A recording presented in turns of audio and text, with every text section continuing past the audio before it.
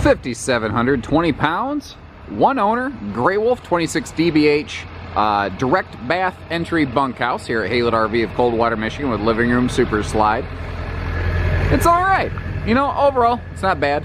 It's been roughed up a little. I'm going to show you what I mean when I say that as we go through. But overall, I think if what you're looking for is trying to get out of, like, if you're looking for your first camper for your family, you want to try this out before you go neck deep on a brand new one, this would be a solid option. This is something you could flip out of in a couple years and you'd be all right.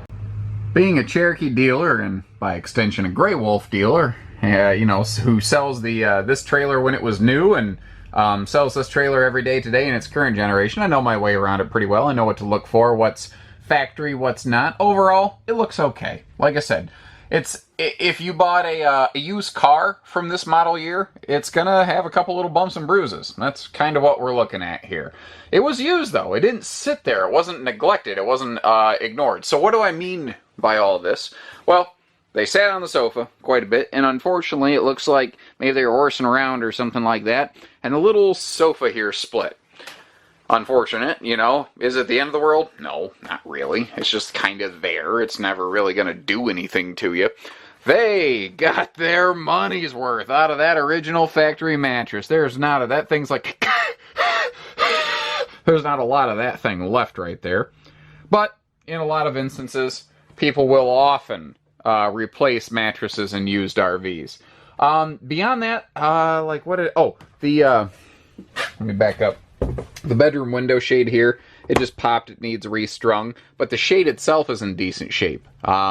It's a couple little things like that. And like the mattress, kind of, I don't know, it matters, but it doesn't, because it's there, but you're probably going to replace it.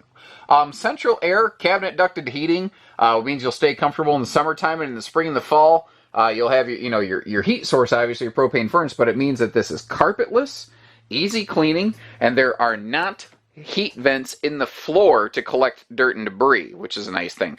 Now our U-dinette over here folds down to a big sleeper. This can fold down to a very small sleeper. I don't know why you'd even bother. It's so tiny. But that can fold down into like a 7-foot bed. Now all the countertops, whether it's that tabletop, this countertop, they're called thermal foil. They're sealed edge and press membrane. And that's just become, it's like, it's all over the place in the RV world right now. It's a huge, huge deal. Got my little timer going off here in my watch. I got to shut off. There we go. It's hard to activate a watch with your nose. Master control panel. You know, all your, you don't have a specific control panel, as it were, but all your buttons and bells and whistles and switches and everything are right up there for you.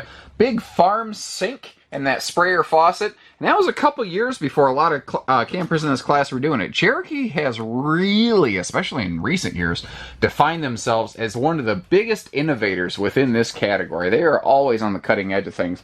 And they're still doing stuff like this today. This is one of the first years where they really started to just turn it on. And they'd been top 5 for a long time, but they are just absolutely on fire right now as both Forest River's #1 selling trailer, #2 overall in the market, and even one of the very fastest growing brands out there despite their volume. I love how wide that pantry is, by the way. Now, it doesn't look like our bunks were ever really used. The trailer was certainly used, but the bunks, they must have just used it for storage, because that master mattress has certainly been used up. But these bunks look about as brand new as anything possibly could. And a ladder makes it easy for the kids to get to that upper bunk as well. Over here in the bathroom, we do have that direct entry door, and it does deadbolt for privacy and security, so no one's going to look at you while you're in the bathroom. Both a skylight and the larger Max Air vent fan up here give you plenty of light, and that Max Air vent fan is just legendary for the airflow it provides. Foot flush toilet, by the way. More of that waterproof countertop stuff, and just a giant sink and vanity. And these are things that they still do at the Cherokee plant today to great, great effect. Now, we do have sliding privacy doors for the master bedroom area up there. There is no TV included with this unit, nor was there when it was brand new. It's kind of one of those things that doesn't bother me at all. It's like they're not trying to be cheap. If you get a TV installed from the manufacturer, especially as an option, it's going to be the most expensive TV you ever ordered, to the point of brands that offer TVs as options. We've actually really begun to scale back on that here at Haylett RV, because I can go to like Walmart or Target or whatever and get a TV and a mount and pay one of my techs to install it for less. So why not? Big shoe garage too, and almost a boot garage, if you will. It's big enough. We looked at the bed briefly there, but just a couple more things to hit on in the bedroom.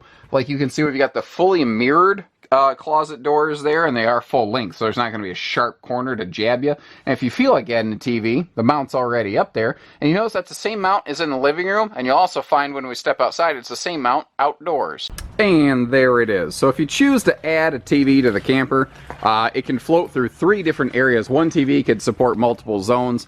And they all kind of connect to that same centralized entertainment center. So like if you throw a disc in or something like that, you're going to be good to go. Overall, the exterior looks pretty sharp.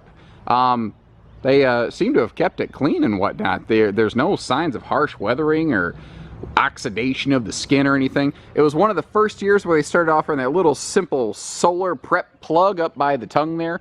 Power awning, power tongue jack to make setting camp easy breezy. I mean, again, little tiny detail things, like I noticed this little plastic holdback right here was broken off, but the base wasn't broken, just the clip. So that means that there hasn't been a leak or anything like that. So that's an easy 3-screw fix right there. Now I see the remaining saddles from the previous owner's weight distribution system.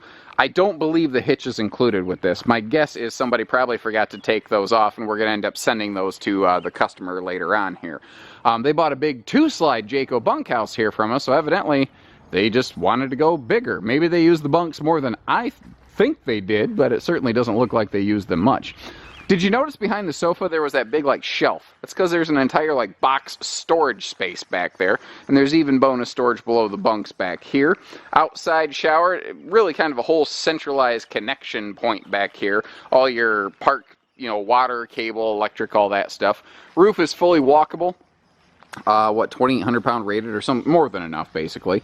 225 pound rate, or what is it, 225, 200 or 225, I can never remember, because one brand of camper I carry here at Haylitz is 200, one is 225, and I never remember which one's which. The point is, you've got a cargo rack on the back rated for a couple hundred pounds. Great for extra like coolers, bikes, etc. And you do not need to take the spare tire off to fold it down.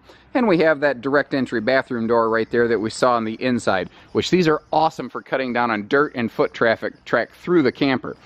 Because, you're right there. Now, one thing I want to point out, I've had someone say, oh, they went really cheap. They only put double steps on this. They only needed double steps. If you put a triple step on this, I don't know that it would even fold all the way down because it would hit the ground. The reason this only has double steps is because Cherokee rides on a specially engineered chassis with an integrated tongue, and the entire body of the camper actually rides lower. So they've got lower exterior heights, which means less of the topsy-turvy wobble going down the road, less headwind push, less lean when you're going around corners, and it's just easier to store it and avoid the low-hanging tree branches. Oh, by the way, right up under that front compartment, up in that region right there, there is a gas grill quick connect. Like I said, I think this would make somebody an awesome starter camper, or if you've had a camper with no slide and you're like, I just need more space before I strangle my children. I think everybody knows what I mean there. You love them. But until I had a child, I never knew what it meant to want to love someone to death. I think you know what I mean. My kid's the greatest, but she challenges me to be a better person every day. So on that note, take care, stay safe, have fun, and happy camping, everyone.